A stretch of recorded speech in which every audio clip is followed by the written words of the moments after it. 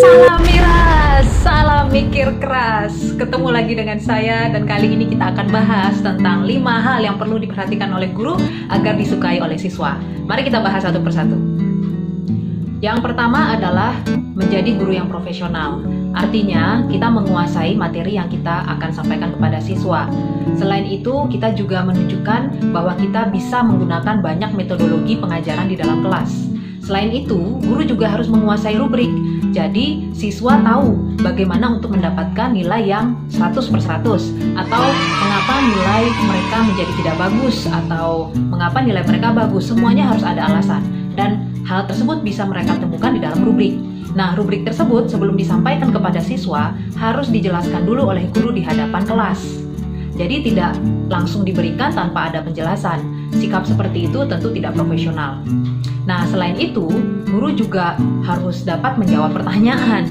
Tapi, jika guru tidak dapat menjawab pertanyaan terkait materi yang diajarkan di kelas, atau mungkin siswa mendapatkan pertanyaan tersebut ketika mereka sedang belajar sendiri atau mencari tahu tentang satu hal di internet, kemudian mereka bertanya-tanya dan membawa pertanyaan itu ke dalam kelas dan mengajukannya kepada guru. Jangan kaget ketika Anda tidak tahu jawabannya. Tenang saja, rileks saja, dan tetap percaya diri, karena bagaimanapun seorang guru itu tetap harus belajar.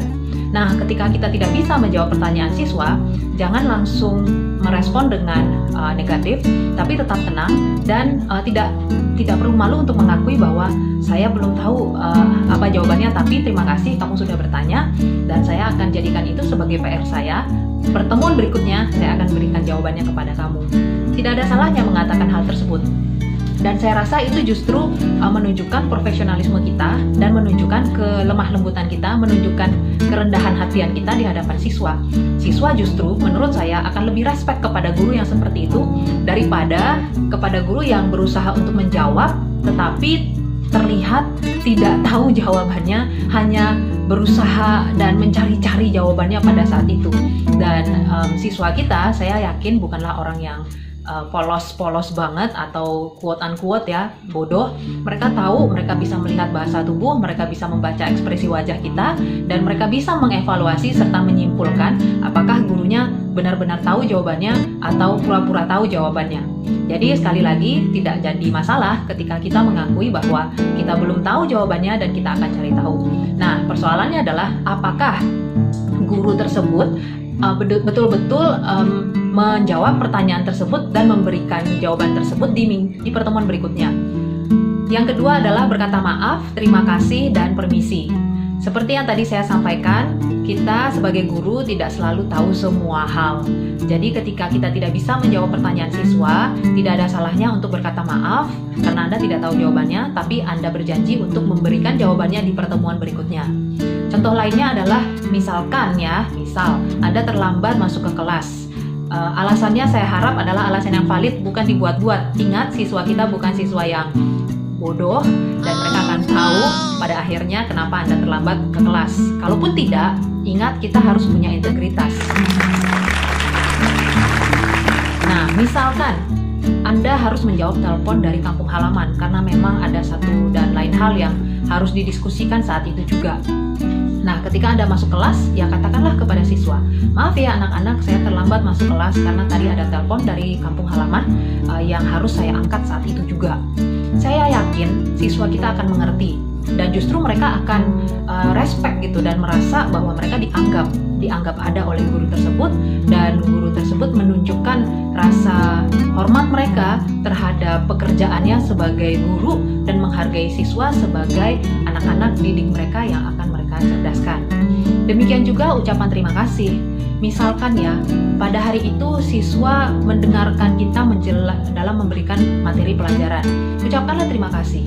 Terima kasih anak-anak, hari ini kalian mendengarkan saya dengan sangat baik dan saya merasa disupport atau didukung. Atau misalnya ucapan terima kasih ketika kelompok belajar akhirnya terbentuk. Misalnya begini, dalam satu hari itu Anda memberikan tugas kepada siswa untuk membentuk kelompok. Biasanya kan suka rusuh tuh ya, si A, si B nggak mau sama si C dan seterusnya, sehingga sulit sekali untuk membentuk kelompok. Nah, pada hari itu anak-anak bisa membentuk kelompok tanpa terjadi kerusuhan gitu. Dan Anda sebagai guru patut untuk mengatakan terima kasih.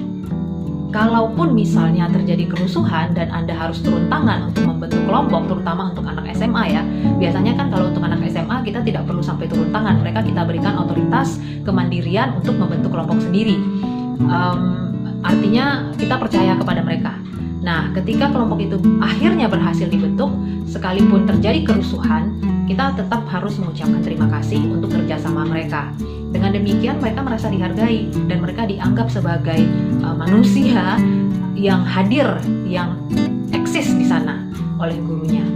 Demikian juga kata permisi.